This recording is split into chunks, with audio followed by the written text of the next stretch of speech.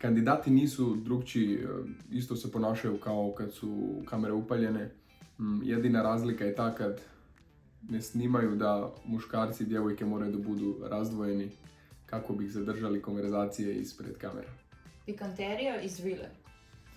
Pa sad neke pikanterije baš i nemam pojma. Možda je pikanterija ta što je Harry baš bio malo lud i baš je flirtovao sa svima djevojkama. Sve su mu povjerovali. Nemam pojma kako mu je to uspjelo. Nešto što te šokiralo, iznenadilo? Pa šokiralo me nije ništa. Možda jedino to, u trenutku kad smo dobili poruku I've got a text, si znao u trenutku da možeš da budeš izbačen iz vile. Možda mi je bio to najšokiraniji moment. Što je bilo najbolje, a što najgore?